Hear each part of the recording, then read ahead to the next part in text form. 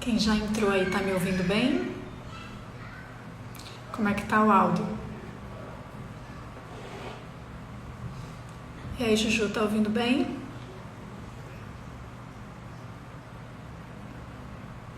Legal? Pronto. Então vamos esperar o professor Indrigo. Joia. Já falei com ele vai entrar e eu vou chamá-lo pra gente compartilhar a tela, tá certo? Professora Ana Carla. Estamos todos em boa companhia hoje.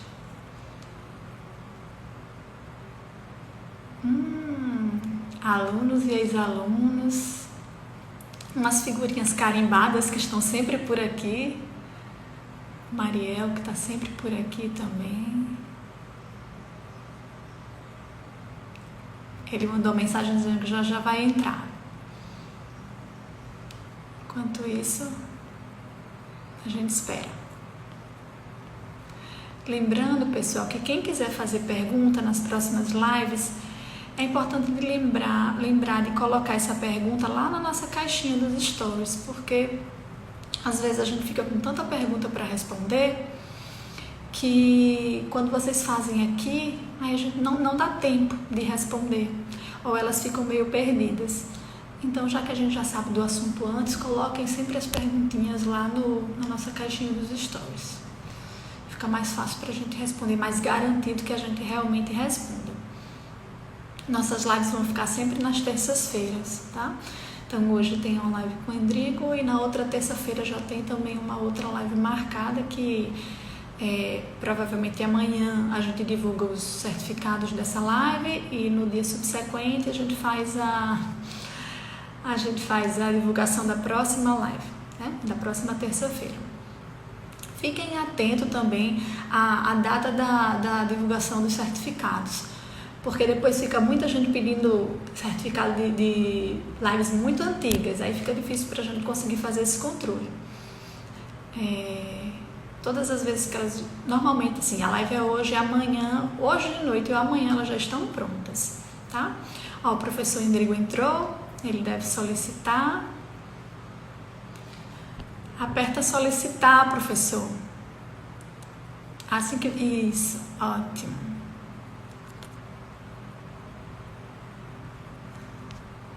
Apareceu aqui.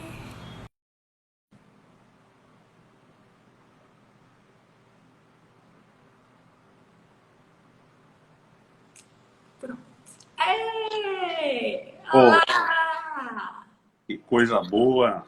Você me vê bem, me ouve bem, é sempre eu ter certeza de que você está conseguindo me escutar.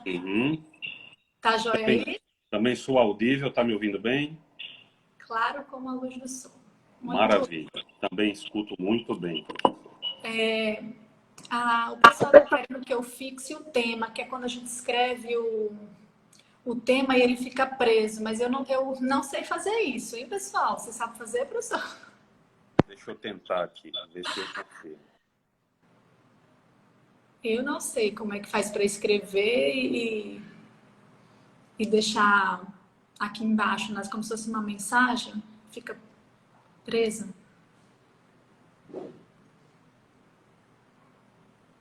Perdi seu som.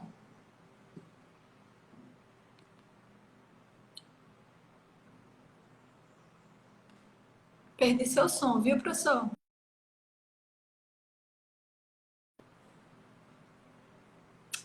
Pessoal, vocês estão me ouvindo? Estavam ouvindo o Endrigo há alguns segundos atrás? Há alguns segundos? Vocês estavam ouvindo?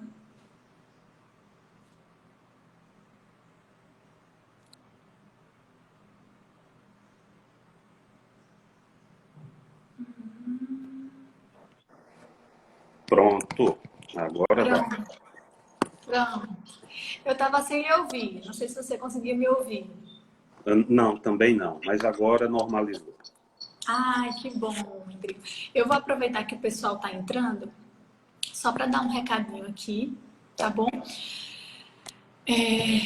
Antes, eu quero muito, muito mesmo agradecer sua presença, você ter aceitado. Eu sei que a gente está em quarentena, mas não quer dizer que a gente está de férias. A gente tem outras atividades, nós professores, então estamos trabalhando virtualmente por trás aqui dos computadores. A gente continua em trabalho, então eu quero muito agradecer você. Os alunos da UERN gostam muito de você, assim, é um carinho bem notório, então eu não queria deixar passar essa possível presença. Então, assim que eu pude, mandei uma mensagenzinha, então estou muito feliz que você aceitou. Para mim é uma alegria tê-lo. Aham. Também fico muito, muito feliz por esse convite. Gosto muito da turma da UERN. Para mim é uma honra, uma responsabilidade conversarmos hoje. Desperta aí a minha expectativa, mas obrigado. Fico muito feliz em participar. Pronto. Eu vou lhe explicar como é que funciona. Antes de explicar como é que funciona, eu vou dar só um recadinho para uma das participantes que você conhece, inclusive foi ela que eu deixei responsável para falar com você, que é Marília. Então, Marília é nossa aluna da UERN. Eu não sei se ela já está aí, mas já deve estar entrando daqui a pouco, se não já está. Marília é a nossa presidente da Liga, é uma excelente aluna, é minha orientada de TCC, minha orientada de PIBIC e está fazendo aniversário hoje. Então, só queria deixar aqui os meus parabéns e um beijo especial para ela. Parabéns, Marília. Professor, então é o seguinte, a gente tem feito da seguinte maneira, né? As outras 3 lives anteriores. Sempre fica nos stories uma caixinha com umas perguntas, os alunos fazem essas perguntas, uma outra é elaborada por alguém que me manda no pessoal, mas são perguntas de alunos, em geral, de graduação. Não dá para a gente se aprofundar muito, até porque a gente nem tem tempo, porque quando dá 1 hora eles desligam na nossa cara. Então, são perguntas simples, a gente dá só uma visão geral e depois quem gostar do tema consegue se aprofundar e depois pode procurar você, eu acredito que sim, né? Está sempre de portas abertas. Então, tenho essas perguntas aqui, eu tinha 11, 12 perguntas, algumas eu agrupei. Tentei deixar numa ordem que ficasse mais lógica, assim, do mais simples para um pouquinho mais complexo. E aí a gente vai nesse bate-bola, que eu faço a pergunta, você responde, se quiser comentar alguma coisa, às vezes eu dou uns palpites, eu me meto, tá bom? Tá bom, perfeito. Podemos começar? Podemos começar. Joia, peraí.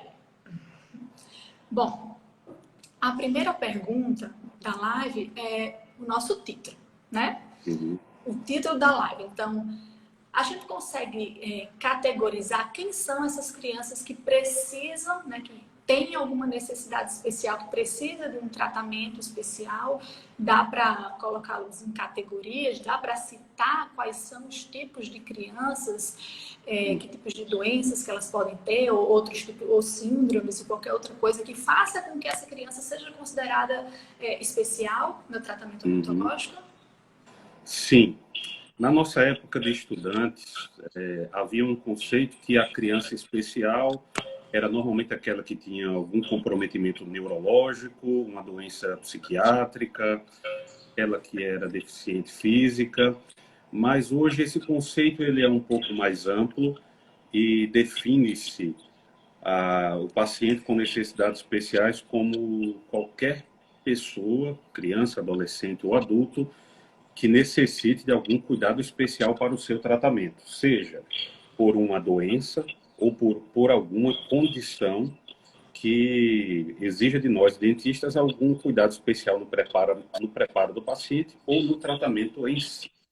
E aí, falando das crianças especiais, nós temos crianças que têm todos os perfis.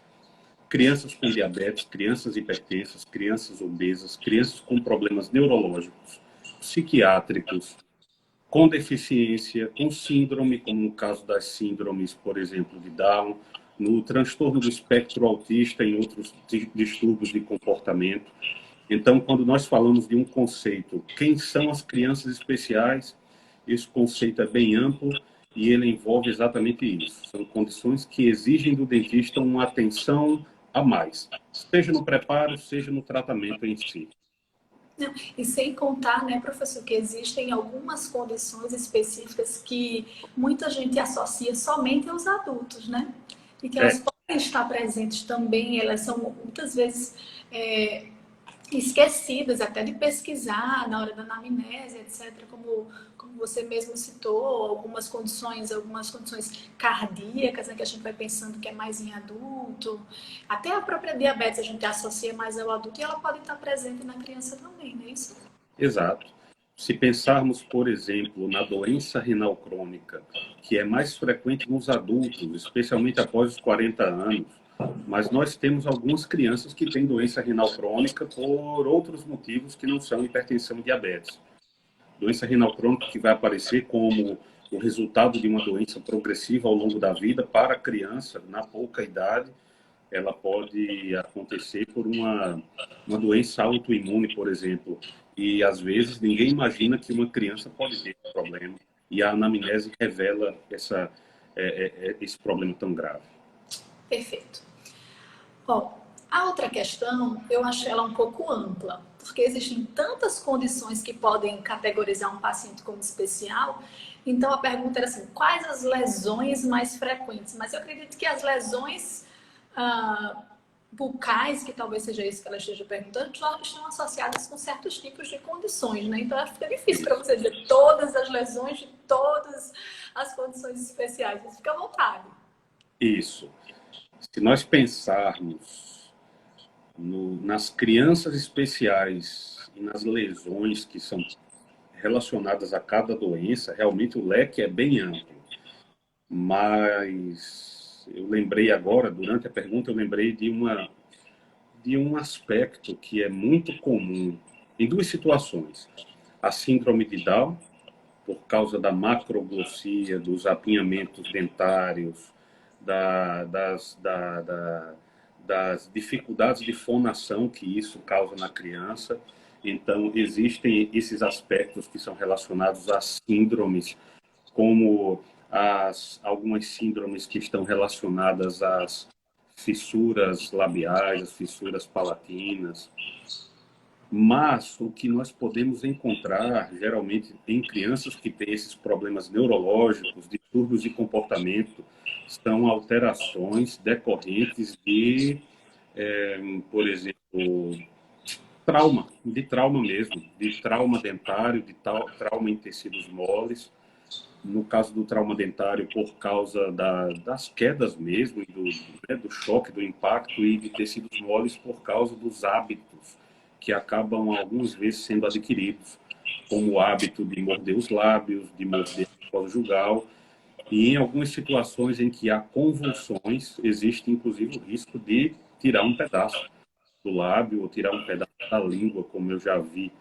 Mas lembrando dessas situações assim que são bem características de surgimento de lesões.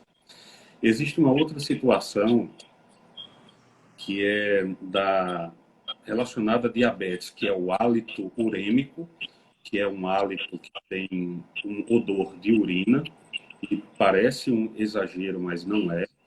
E existem algumas hipoplasias de esmalte que estão relacionadas à doença renal, porque o rim, como o rim tem um papel importante no equilíbrio dos sais, dos minerais, enfim, então pode haver hipoplasia de esmalte relacionada à doença renal da infância.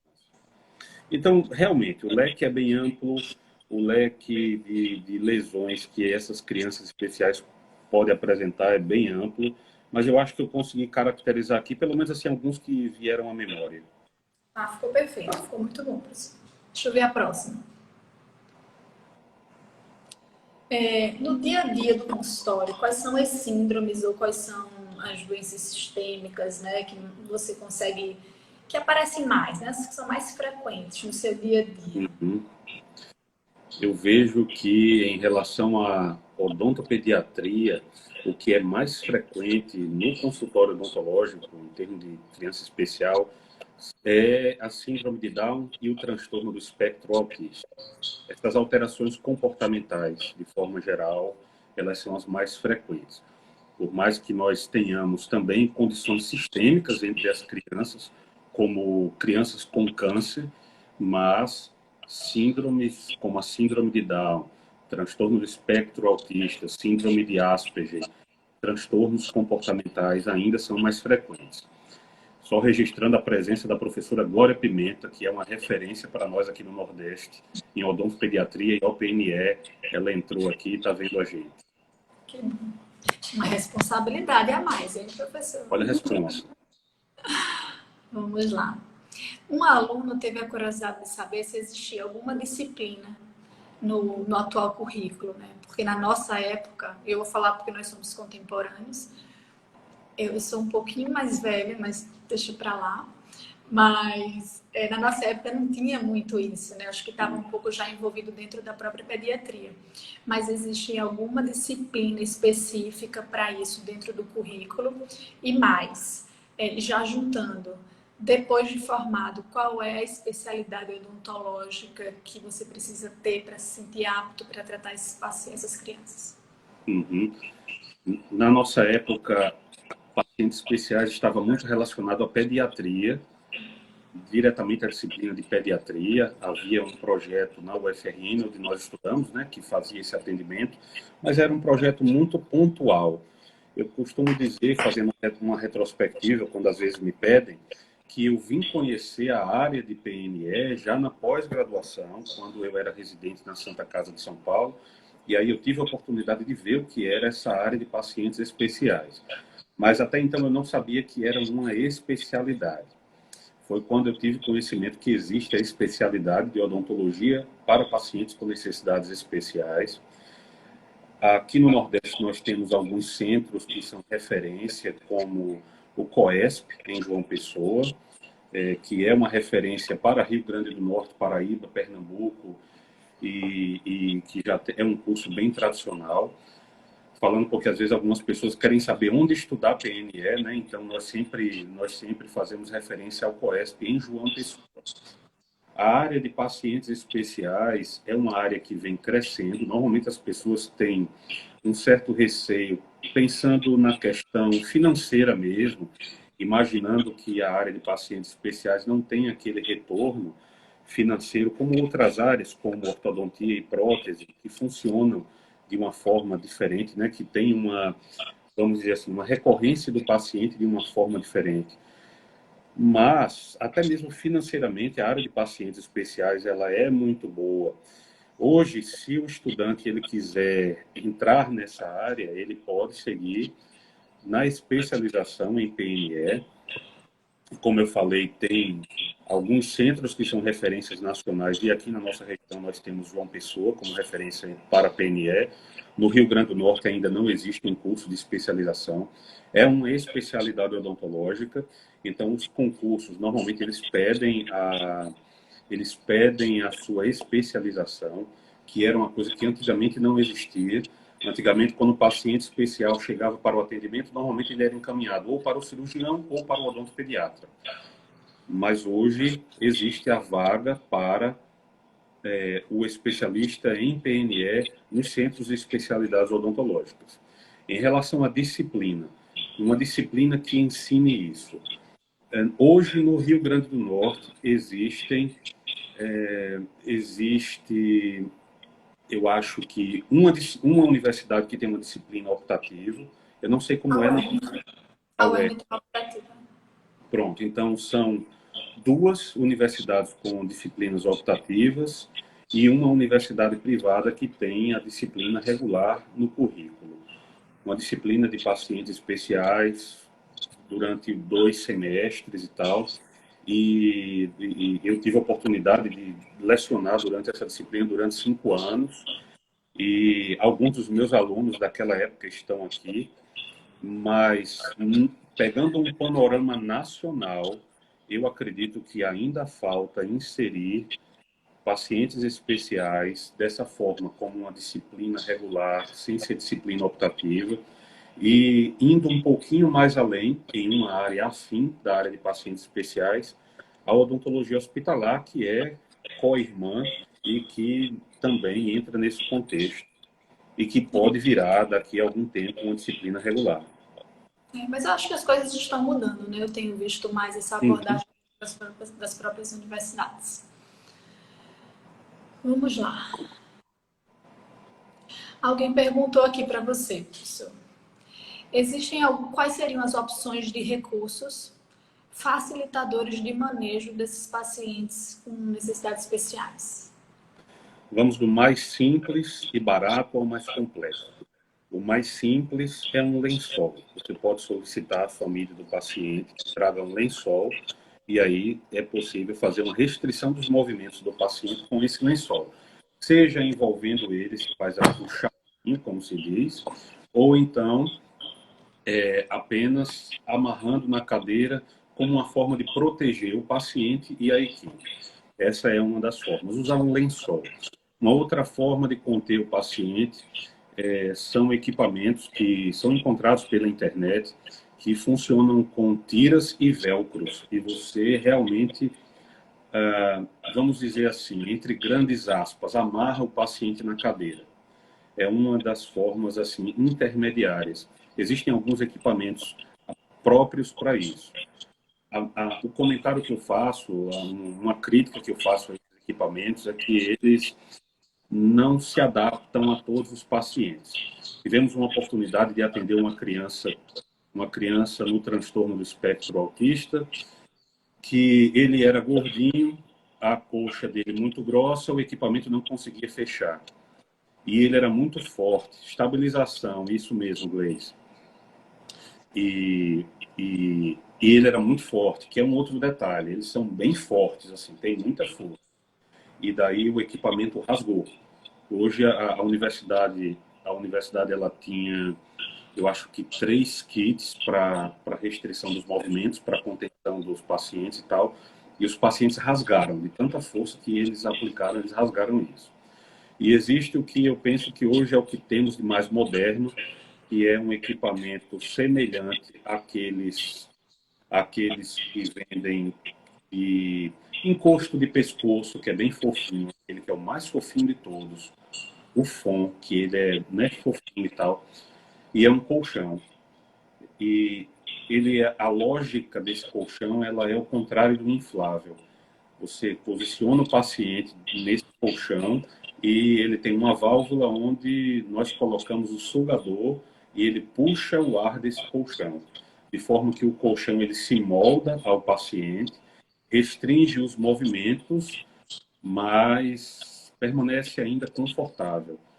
Se nós pensarmos em crianças com a síndrome motora não progressiva, paralisia cerebral, é muito bom, porque como eles são pacientes que têm a postura espástica, eles vão se contraindo assim e tal, e é o corpo inteiro que vai se contraindo. Então, se você tira ele daquela cadeira e coloca na cadeira odontológica, ele sai da posição confortável dele. E esse colchão, como ele se molda, como o paciente se molda a esse colchão, e no momento em que nós colocamos um sugador e ele puxa o ar do colchão, ele fica rígido, firme, mas ainda assim confortável. E existe uma outra possibilidade de favorecer conforto ao paciente, que é a utilização de almofadas, rolinhos, né, que são cilindros grandes de almofada, que você coloca embaixo das pernas, embaixo dos braços, e o paciente vai se acomodando ali na cadeira. Então, existem alguns recursos que são importantes. Existe um, por exemplo, que às vezes a pessoa olha e pensa assim, poxa, é igual uma camisa de força, mas não é. Não é. É apenas um dispositivo em que você posiciona os braços dessa maneira e os braços são fixados ao tronco da criança. É uma forma de proteger para que aqueles movimentos bruscos não causem algum acidente durante o atendimento. Eu vou puxar aqui a brasa para minha sardinha e vou trazer um pouco o lado a visão do odontopediatra, certo? Existe um leque de pacientes com necessidades especiais, desde aqueles que realmente requerem já direto essa abordagem um pouco mais invasiva, mas existem também aqueles pacientes que são considerados especiais, mas eles não têm nenhum tipo de déficit cognitivo, de entendimento, ou eles são capazes de colaborar. Então, eu começaria, assim, só para adicionar, né, a resposta, que o mais barato, na verdade, não é nem o lençol. São as técnicas de manejo que você precisa ter com o paciente, né? O odontopediatra está aí, não é só a gente... tratar a criança não é só aquela pessoa que tem um jeitinho com criança, né? O odontopediatra, ele estuda para poder saber, entender como manejar aquele comportamento. E existem técnicas, ou seja, são coisas científicas, não são coisas inventadas, são coisas científicas que mostram que aquela técnica de manejo são suficientes para poder fazer com que aquele paciente tenha um atendimento tranquilo. Bom, nem sempre a gente consegue fazer com que aquele paciente seja colaborador no tratamento, é verdade. E a gente só passa para as outras técnicas, sejam elas restritivas, como a estabilização protetora, que você mencionou, ou técnicas farmacológicas, quando todas as técnicas de manejo foram esgotadas. Quando você tentou fazer tudo, quais são aquelas técnicas de manejo que a gente aprende na faculdade? Que eu tenho certeza que vocês aprenderam aí, vocês que estão assistindo aprenderam na clínica infantil. Reforço positivo, falar, mostrar, fazer, enfim, tem toda distração, tem toda uma gama de técnicas que a gente precisa tentar antes de passar por essa fase. Claro, existem pacientes que a gente não consegue, mas existem outros pacientes hemofílicos, pacientes cardiopatas, pacientes renais, pacientes oncológicos, enfim, são vários outros, até os próprios pacientes que estão dentro do espectro, porque dentro do espectro existem vários níveis de cognição e eles são capazes sim de colaborar. Então, primeiro a gente faz isso para depois partir para alguma coisa mais invasiva. Isso. Eu acho que deu uma travada para mim, para vocês. Travou? Pessoal? Travou para vocês?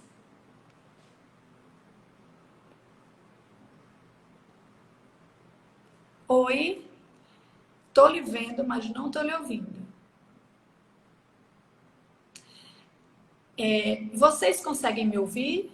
Vocês, pessoal aí dos comentários, conseguem me ouvir? Travou só Endrigo. Endrigo, travou você? Bom? Isso. Legal. Obrigada, Caio. É sempre bom avisar quem foi que travou, né? Porque é melhor que trave o convidado, porque se eu fecho a conexão, aí eu não consigo deixar ela salva. Pronto. Oi? Pronto. Mas você conseguiu, deu uma travadinha, mas deu para escutar todo o meu falatório, né? Eu Porque consegui quando ouvir. eu faço a quinta, não paro mais. Eu ouvi Nem o sim, Instagram concordo. aguentou. Eu ouvi e concordo. Inclusive, eu coloco sempre isso porque há uma tendência para quem quer trabalhar com pacientes especiais a fazer o atendimento sempre logo assim. A primeira opção é levar logo para anestesia geral no hospital. E eu sempre coloco que isso deve obedecer uma sequência, que começa com o condicionamento do paciente, a adaptação dele, né? Todas as técnicas de manejo para que ele se acostume com aquele ambiente, para daí sim nós partirmos para outras formas de sedação consciente, até chegar na anestesia geral como a última opção, a última escolha. Perfeito. Vamos para a próxima? Vamos. Bom, a outra pergunta eu acho que a gente já respondeu. Em casos de pacientes especiais mais agitados, qual seria a conduta? Eu acho que a gente já conversou sobre passando desde o manejo até a terapia medicamentosa, né? Já. Próximo. Quais os tipos de paciente que precisam de profilaxia antibiótica antes do procedimento e que tipo de procedimento seria esse que iria requerer essa profilaxia? Certo.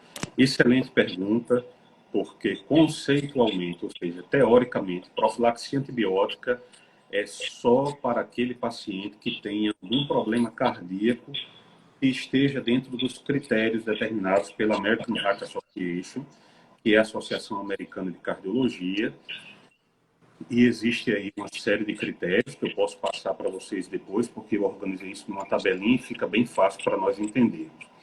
Então, profilaxia antibiótica mesmo, ou seja, 50 miligramas por quilo de amoxicilina é para essas condições cardíacas. E tem lá quais são as condições cardíacas determinadas. Por exemplo, para o caso das crianças, especialmente as malformações cardíacas mais graves, e alguns outros problemas relacionados às válvulas cardíacas. O protocolo de escolha é a amoxicilina, como nós fazemos para o adulto, só que é na dose de 50 miligramas por quilo. Quais são os procedimentos que requerem profilaxia antibiótica? São aqueles procedimentos cruentos, ou seja, exodontia, mesmo que seja de tecido, a raspagem quando há uma chance de sangramento, quando a raspagem vai ser bem mais subgengival, se for o caso. A remoção de sutura requer profilaxia antibiótica. A instalação de bandas ortodônticas, ou seja, tudo que vai invadir o espaço biológico, tudo que vai ser mais cruento, tudo que vai envolver sangue, até mesmo uma profilaxia, em que você imagina, profilaxia, mesmo que seja com escova de Robson, taça de borracha, e você acha que vai provocar um sangramento, dentro daquelas condições, é ideal que se faça profilaxia antibiótica, e essas condições eu vou passar para vocês compartilhar. Quais são as condições cardíacas que exigem essa profilaxia? Existe uma outra questão que é particular no Brasil, que é o uso de marca-passo. A gente pensa que marca-passo é coisa só do adulto, mas tem criança que usa marca-passo. E aqui no Brasil, a maior causa de endocardite infecciosa é o marca-passo. Então, se vocês tiverem alguma criança que usa marca-passo, é melhor também prescrever a profilaxia antibiótica. Existe uma discussão muito grande sobre diabetes e sobre a doença renal, se é necessário fazer a profilaxia antibiótica ou não. Não há consenso. Não há consenso em relação a isso. E uma observação é em relação à alergia. Se houver alergia realmente à penicilina, a droga de escolha é a clindamicina. Há também essa opção. Mas existem condições bem específicas assim para que não se peque pelo excesso nem pela omissão. Então há uma lista de condições bem estabelecida para que a gente faça essa profilaxia antibiótica. Perfeito. Depois a gente combina de como é que a gente faz esse compartilhamento. Tá bom. Próxima pergunta. Eles perguntam aqui se durante o tratamento de pacientes especiais a gente deve dar preferência a fazer anestesias infiltrativas ou o bloqueio está liberado nessas crianças que têm necessidades especiais também? Tem alguma contraindicação? Não, sem contraindicações. Em se fazendo, pelo menos não que eu conheça, nem na literatura, nem na experiência, não há diferenças entre a anestesia infiltrativa e a anestesia por bloqueio. Inclusive, em muitos casos, se prefere fazer anestesia por bloqueio porque é uma única punção. Então, em muitos casos, se faz essa opção. E algo que deve ser lembrado também é que, mesmo sob anestesia geral, é necessário fazer anestesia local. Se eventualmente alguém for solicitado a fazer um procedimento com a criança sob anestesia geral, é preciso fazer também a anestesia local, seja por bloqueio ou infiltrativa, com a finalidade de hemostasia daquela região. Então, mesmo sob anestesia geral, também se faz anestesia local. Mas, teoricamente, não existe diferença, pelo menos ao meu ver, entre fazer infiltrativa ou bloqueio. Não existe diferença. Então, o vasoconstrictor, nesse caso, seria tranquilo? Tranquilo, tranquilo.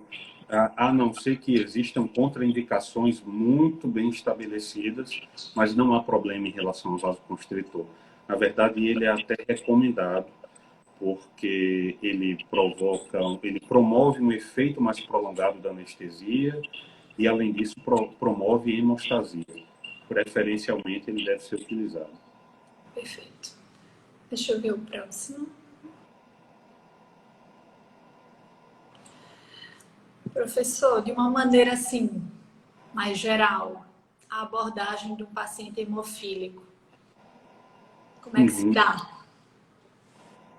A hemofilia tem uma grande vantagem. Normalmente, se a criança tiver hemofilia, a família já sabe há muito tempo, porque os primeiros sinais começam logo que aquela criança é bebê, porque vai aparecendo as lesões que são típicas da hemofilia, que são os hematomas e equimoses ao menor trauma.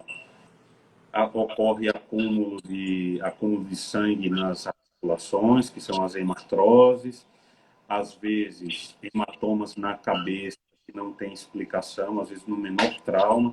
Então, a grande vantagem é que a família já sabe. Normalmente, quase sempre a família já sabe.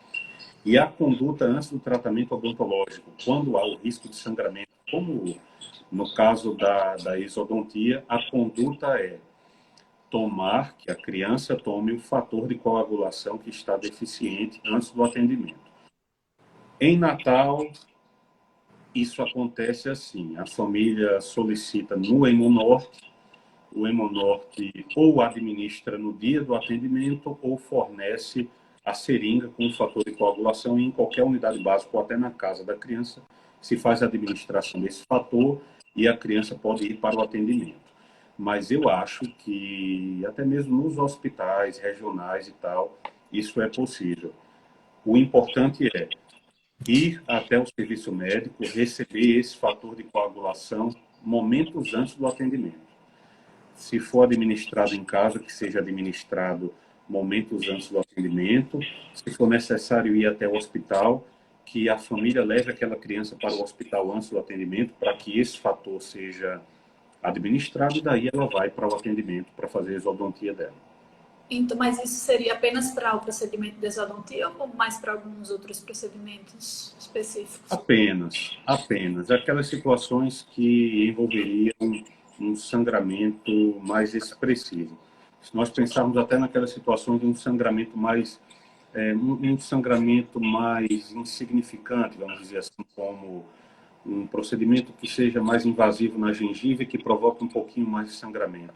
Nesse caso aí não tem importância, porque é um sangramento que pode ser controlado com medidas hemostáticas locais. Ou seja, uma compressão, às vezes, já é suficiente para um sangramento pequeno. Mas, se nós tivermos uma situação em que há uma chance, um risco de um sangramento mais expressivo, aí o ideal é tomar esse fator de coagulação. Perfeito. Próxima pergunta. Rodrigo, o pessoal quer saber se a prescrição medicamentosa, analgésico, anti-inflamatório, antibiótico, ela muda para esses pacientes especiais ou a gente pode prescrever as mesmas medicações que convencionalmente a gente prescreve para alguém que não tem essa necessidade especial? Sim. Excelente pergunta, porque essa prescrição ela pode variar de acordo com algumas situações particulares. Por exemplo, se há lesão hepática, você tem que evitar anti-inflamatórios não esteroidais. Se há doença renal, da mesma forma. Então, você faz a opção pelos anti-inflamatórios esteroidais. Então, vai optar pelos corticoides. Em relação ao antibiótico, as restrições são por causa das alergias. Se houver alergia à penicilina, por exemplo, você vai optar pelos outros antibióticos. Se houver alergia aos analgésicos, por exemplo, tem algumas situações em que a criança é alérgica à dipirona. E aí a gente tem que fazer a opção por outros analgésicos, respeitando só a posologia de acordo com o peso, se existe indicação, mas a diferença basicamente está nesse sentido de situações peculiares. Há uma outra situação que eu lembrei agora, que é de crianças que fazem uso de medicações controladas, tarja preta, vamos dizer assim, que usam anticonvulsivantes, por exemplo. Gardenal, fenobarbitais, de forma geral, tem algumas crianças que usam e elas podem ter uma tolerância. Isso quer dizer, às vezes, o nosso anestésico local, ele demora um pouquinho mais, ou a dose do anestésico local, ela tem que ser um pouquinho maior, nem sempre um tubete é suficiente, por causa dessa tolerância decorrente do uso dessas drogas, dessa medicação controlada. Mas, de forma geral, essa prescrição medicamentosa ela só vai variar de acordo com a situação particular de cada paciente. Não há uma regra. Cada paciente é que vai determinar as limitações. Ressaltando aqui uma questão, os pacientes que têm coagulopatias, isso eu falo com bastante propriedade, inclusive pessoal, a gente precisa ter cuidado com algum no controle da dor. Por exemplo, em geral, os pacientes com coagulopatias, a gente indica dipirona e paracetamol. Existem alguns anti-inflamatórios, que são aspirinas e derivados, que eles devem ser, que são contraindicados nesses pacientes com coagulopatias. Mas, claro, em geral, a gente passa para os corticoides. Mas é sempre bom ter esse contato com o hematologista, porque quem tem problemas sanguíneos, como eu, né, é praticamente casado com seu hematologista, então qualquer coisa que você vai fazer, procedimentos, é bom sempre ter essa conversa. E em relação às outras condições de pacientes especiais, que foi muito bem dito por você, mas só para ressaltar, em geral eles tomam muitas medicações.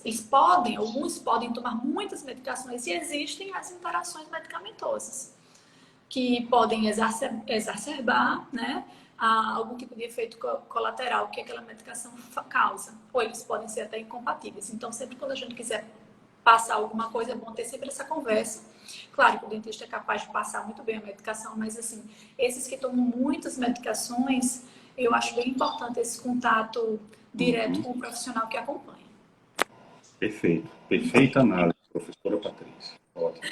E eu acho que para fechar, embora não esteja aqui nas perguntas, mas eu acho que é super legal a gente comentar um pouquinho sobre as crianças oncológicas, né? Uhum. Aproveitar o nosso tempinho, que a gente ainda tem aí alguns minutinhos. O que você quiser, assim, as coisas que for mais comum, manifestações clínicas, como tem sido sua abordagem. Tá. Aqui no Rio Grande do Norte, nós temos anualmente cerca de 3.000 novos casos de câncer infantil. É muita coisa. Isso são dados do INCA. Muita coisa mesmo. São 3.000 novos casos, ou seja, não são crianças que estão em tratamento, são crianças que descobrem a doença.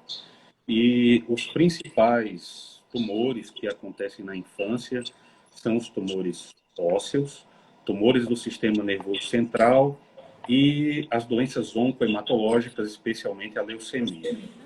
Então, vejam que existem essas três situações. Eu lembrei de um outro tumor que é muito frequente na infância, que é o retinoblastoma, que acontece no olho, e daí aquela campanha que se faz do teste do olhinho para tirar foto da criança e analisar o brilho dos olhos, né? A Casa do Valpaiva, ela se destaca há 25 anos realizando esse trabalho.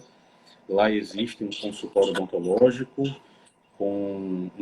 são duas dentistas trabalhando na Casa do Valpaiva em Natal e fazendo também assistência na Liga Norte-Rio-Grandense contra o Câncer.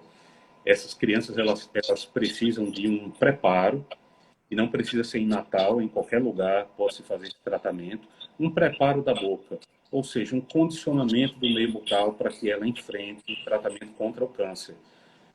As evidências mostram que, se a boca for tratada antes, aquela criança, durante o tratamento, vai ter menos efeitos adversos bucais, que são mucosite oral, que são múltiplas úlceras na boca e que acontecem em até 90% dos casos, infecções oportunistas, Por isso é tão importante que se faça um bom condicionamento da boca e tal, e se removam os focos de infecção e trauma. Isso deve ser um mantra para quando nós vamos tratar de crianças. Remover tudo aquilo que poderia estar relacionado à infecção ou a trauma. Isso inclui, infelizmente, também o tratamento ortodôntico, às vezes tem, em todos os casos, tem que ser interrompidos. Então, está fazendo o tratamento ortodôntico, infelizmente, tem que tirar o aparelho e depois que tudo passar, voltar com a abordagem e instalar novamente o aparelho ortodôntico. Em relação aos cuidados diários, reforçar a higiene oral, que às vezes precisa de algum cuidado a mais, às vezes precisa de uma escova mais macia, mais especial, às vezes um bochecho com clorexidina, que a criança não era acostumada a fazer, e o laser fazendo a prevenção da mucosite oral, que aparece, como eu disse, em 90% dos casos durante o tratamento contra o câncer. E sempre é importante que o dentista esteja atento às infecções oportunistas, porque podem aparecer infecções fúngicas, como cândida, que você poderia pensar assim, poxa, mas é improvável aparecer uma candidíase, uma candidose na criança, e pode acontecer por causa da imunidade baixa.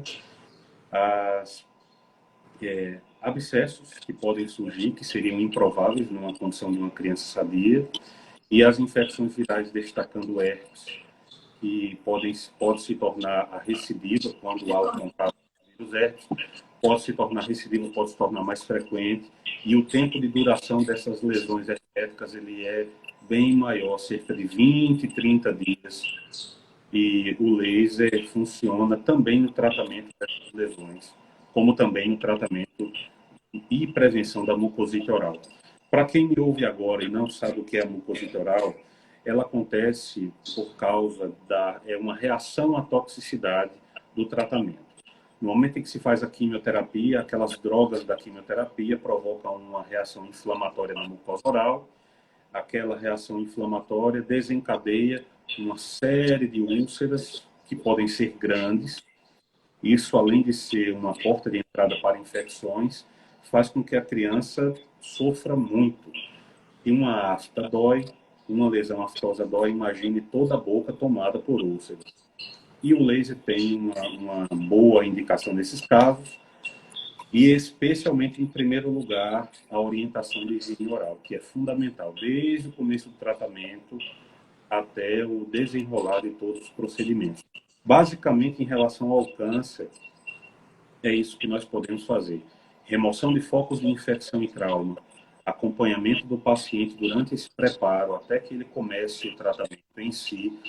E quando a criança começa a fazer as sessões de quimioterapia, se precisar fazer alguma cirurgia, que tem o dentista ali do lado para manter a higiene oral. Não porque vai aparecer um câncer na boca, mas porque se a boca estiver bem cuidada, todo o resto também estará saudável no sentido de que as complicações serão menores. Duas considerações, assim, uma é que durante a graduação eu fiquei bastante tempo na liga, então eu pude acompanhar bastante coisa, toca muito o coração, né, nesses casos. Demais. Toca bastante. E o laser não era naquela época, sabe, a salvação. A gente tinha outras coisas, né? A gente fazia outras coisas com os pacientes, né? Que hoje em dia a gente nem faz mais.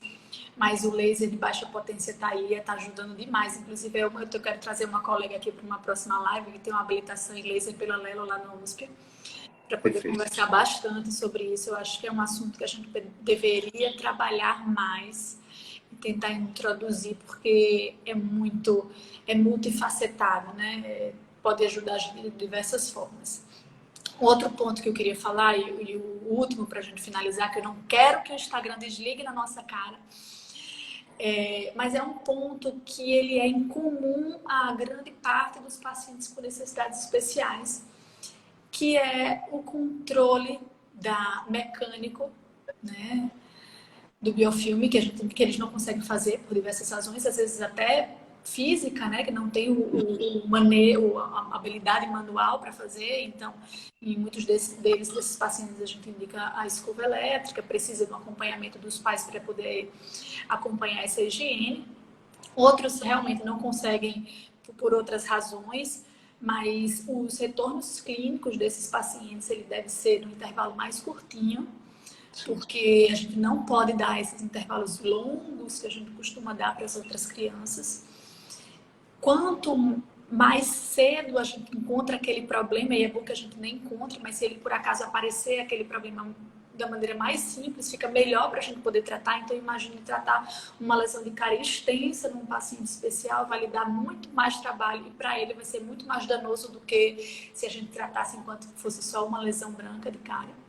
Verdade. Então, é importante a gente reforçar isso caso alguém tenha um paciente especial no seu consultório, que esses intervalos devem ser menores. O controle de higiene deve ser mais rigoroso e a gente também pode lançar a mão de outras coisas, como, por exemplo, bochechos de flúor, que são coisas que a gente faz com pacientes que têm uma alta atividade de cárie. Pacientes especiais são considerados como alto risco de cárie, então eles entram dentro daquele grupo que precisa do além, né? O que é o além? Porque o normal é que a gente já tem, né? As cidades que tem água fluoretada e o dentifrício fluoretado. Mas esses pacientes precisam de um pouquinho mais, porque eles estão de alto risco. Então, quem tiver paciente especial precisa ter uma atenção mais caprichada nessa orientação e nesse controle do biofilme e também na instrução dos pais. Era isso que eu queria dizer, mas deixo você complementar. Isso. Eu lembrei de duas coisas agora. Uma eu vou falar bem rapidinho, que é uma coisa que eu pensei aqui para os seus alunos, é dar uma tarefa para eles, que é localizar uma paciente. Eu tive durante a minha pós-graduação uma paciente de Caicó, e foi no Hospital Amaral Carvalho, em Jaú, e tinha uma paciente de Caicó, que era uma criança que tinha 1 ano e pouco, e ela com leucemia e já fazia quimioterapia desde recém-nascida. E para a gente tentar localizar essa criança, de repente, se ela sobreviveu, eu tenho o nome dela, eu acredito que tenho ainda esses dados, para a gente tentar localizar e ver como essa criança cresceu e como essa criança se desenvolveu, porque existe um outro problema relacionado ao câncer infantil, que são as deformidades dento-esqueléticas decorrentes da quimioterapia nessa infância. Então, depois você passa o nome que os meninos acham. Vamos passar de presente de aniversário. Eu deixo valendo 1 ponto na prova. Extra. Boa. Quem achar a criança ganha 1 ponto. E uma outra coisa, realmente existe grande dificuldade naquelas situações em que o paciente tem uma dificuldade no controle mecânico. E eu lembrei de uma situação que é uma criança com epidermólise bolhosa que fez com que ela tivesse, eu pensava que ela tinha amputado as mãos, mas ela não teve as mãos amputadas, é porque se formou uma cicatriz, os dedos dela juntaram, fizeram isso, e isso tudo foi envolvido por uma cicatriz. É uma criança atendida aqui pela Casa do Valpaiva, e ela tem as mãos assim, só que você acha que as mãos foram amputadas. Então, ela não conseguia escovar os cabelos, escovar os dentes, nada. Uma grande quantidade de biofilme. E eu estava na clínica com o professor Ranieri. Ele recebeu a criança, me chamou e nós conversamos e tal. Por que não desenvolver um dispositivo em que ela pudesse encaixar o braço e escovar os dentes? E aí, no TCC, em um TCC orientado por nós, a dupla conseguiu desenvolver um dispositivo em que a criança consegue apenas encaixar o braço, já que ela não tem, né, ela não desenvolveu a habilidade de pegar a escova. Não tem a destreza manual. Não tem, exato, não tem a destreza manual. Ela apenas encaixa o braço e aí a escova fixa nesse dispositivo e ela consegue escovar os dentes com esse dispositivo. É um desafio essa orientação à família, a orientação aos pais, é um desafio grande, mas é o nosso desafio. Muito bom. O professor Fernando entrou aí, cheio de professores amigos. Eu vi, doutor Fernando. Bom vermos. Entrou a professora Mércia também aí, que eu estou enchendo o saco dela para ela poder participar, mas ela está só se esquivando, mas eu vou conseguir. Não, Fica em cima dela, ué. Fica em cima todo dia. Bora, professora Mércia Cunha. Gente, então é o seguinte, a gente terminou na hora, como sempre, estou conseguindo ser muito pontual. Eu acho que a gente tem uns 3 minutinhos aqui só para as últimas palavras. Então, eu quero gastar os meus minutinhos, só para lhe agradecer, professor, foi muito legal, passou rápido. É sempre bom, né? A gente, professor, a gente ensina, mas a gente está aprendendo também o tempo inteiro. Agradecer aos meninos que estão aqui batendo ponto. A gente faz isso para eles, né? Por eles. Então, muito obrigada mais uma vez pelo seu tempo e pela sua sabedoria compartilhada. Eu que agradeço, professora, pelo convite, por esse bate-papo maravilhoso. Obrigado mesmo, é uma responsabilidade. Eu estava ansioso, esperando contagem regressiva por esse momento. Obrigado mesmo pelo convite e pela oportunidade. Espero que depois que tudo isso passar, nos encontremos aí em Caicó para fazer esse papo pessoalmente. Quem sabe aí na Joyce. A próxima terça-feira tem live com um amigo meu de Bauru. Estou trazendo Bauru inteiro para cá. Então vai ter um Carlos Eduardo Repé que vai dar uma aula para gente terça-feira que vem. Fiquem aguardando. Vem muita coisa legal por aí. Obrigada, professor. Obrigada a todo mundo. Agradeço. Beijo, boa noite. Boa noite. Tchau, tchau. Tchau.